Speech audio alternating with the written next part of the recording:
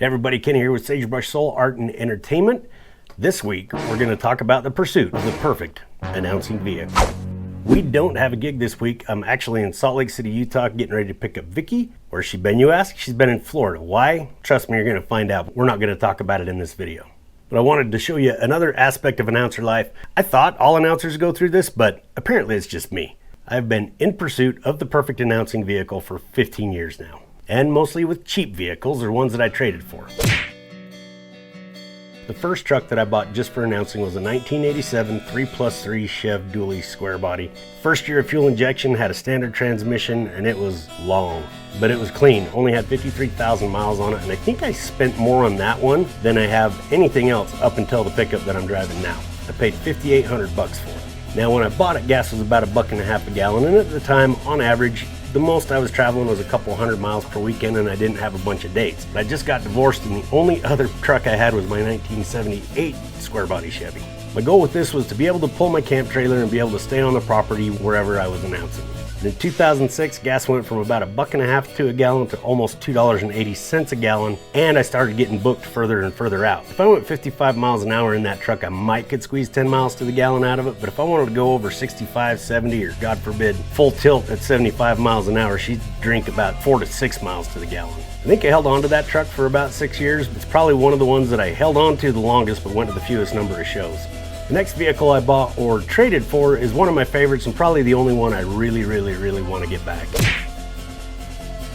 a 1966 Ford Falcon station wagon, and I got that in 2006. So I think, what is that, 40 years? 40 years old, hadn't even turned 100,000 miles on it yet, had a 289, and I could fit my entire sound system in the back of it, and if I had to, I could actually sleep in it. It also came with a little trailer hitch that I could pull my sound system around with. I got this car by trading a bucking horse that I paid $100 for. The bucking horse probably had potential to be worth more than the car, but I really wanted that car. The way that I got the car so cheap is because the people that owned it thought the transmission had gone out it because it wouldn't go into third gear. I got it home, started fiddling around with it. In about 15 minutes, I figured out a vacuum line had fallen off the back of the carburetor, so I hooked that back up. She shifted through all the gears, no problem at all. All I really had to do to the car was replace the tires and change the fluids. But I went ahead and converted it to an electronic ignition, put a custom exhaust on it, the stereo system, and some racing discs. The coolest part of that car is, at the time, almost every rodeo announcer out there was driving around with some sort of a white Ram pickup. Even if they weren't PRCA, that was kind of just what everybody was driving to fit in. But the station wagon really helped my career leap because there might have been people that didn't know my name, but somebody would ask, who's that announcer that drives that station wagon? Somebody in the group always knew.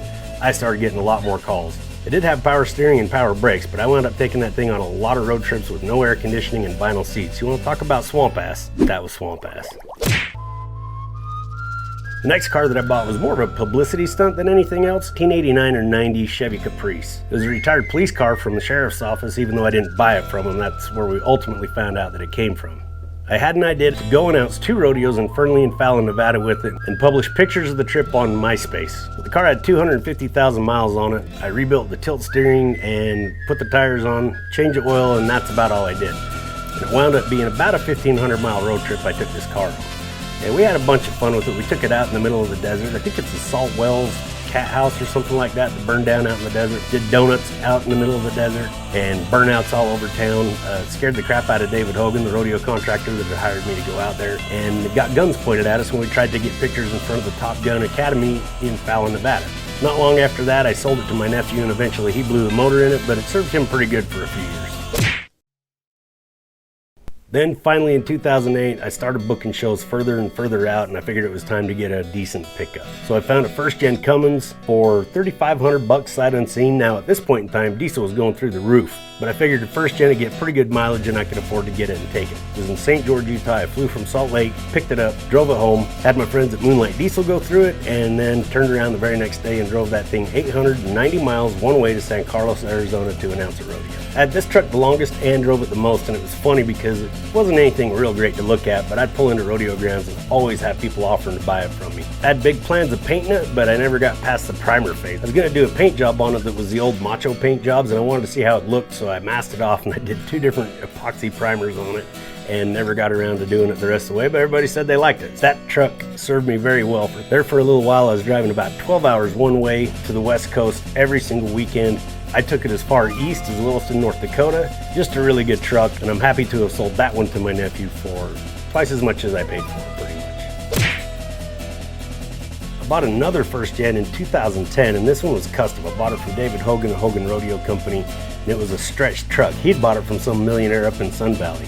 It had been being used as a farm truck, and so it had a lot of fly spots and dust, but I just completely cleaned it, refinished all the custom woodwork that was in it. And then when I started working on the body, I thought it just had a fiberglass crack in it, but it turns out none of it was fiberglass. And somewhere down the line, before David got it, somebody had backed it into a gooseneck and caved in one of the upper cab corners. That was my first experience with actually fabricating my own body panels and doing any kind of welding on a truck. But once I got down to that, I also noticed that the windows that they had installed in it were leaking, and so I deleted them and just welded over them. I didn't feel like I needed windows in there because I was mostly just going to be sleeping back there. Found out later that was a big mistake because that was actually a flex point for that long stretched out body. And even though I only skim coated Bondo on it, it still cracked the first time I twisted it at all. As far as the bed goes, I just built a very small bed on it, and I built some custom fenders to cover the duals to kind of give it that semi look. I had big plans for that truck, but the more I got into it, the more problems I started to find with it. So I ultimately wound up selling that one and had to tell a bunch of people that wanted to buy my four-wheel drive that it wasn't going to be for sale. I traded my buddy Wendell a 1968 Dodge Power Wagon that I picked up for $300 or $400 and did some work on for a 1994 Chevy Beauville van. It had fairly low miles on it, but a tree had fallen on it, so it had some bodywork issues. I loved the van, and everybody teased me. We called it the creeper van for a long time. But I put a full-size bed in the back of it, and it was perfect. Because of where the tree fell on it, it had a robin egg blue hood to start with, and at the time I was working for HS Customs, so I was bringing paint home that was left on the shelf that couldn't be used again. So I did some custom airbrush work on it, and that is the first time I ever sprayed clear coat. I also put some airbags on the back of it and put a little bit more aggressive tire to give it a cooler look. And then I rolled bed liner along the bottom of it to cover up some of the other body damage. As far as ease and comfort goes, the van was the best. And that brings us to where we are today. And I'm very happy with my 2007 Chevy Duramax that I call Bert because I bought it from Skylar's dad, who's the founder of Live Little Productions. And thanks to Vicky's cousins, we got a screaming deal on a nice camper, and that is the ideal thing to go announcing in. I got my house, got my shower, got a reliable, quiet, comfortable truck, and I like it like that. But much to Vicky's dismay, really want a van again. Well, I hope you enjoyed this video. If you're an announcer, tell me if it's only me that is on this perfect pursuit of the perfect vehicle. My name's Kenny, this is Sagebrush Soul, and may the best of your past be the worst of your future.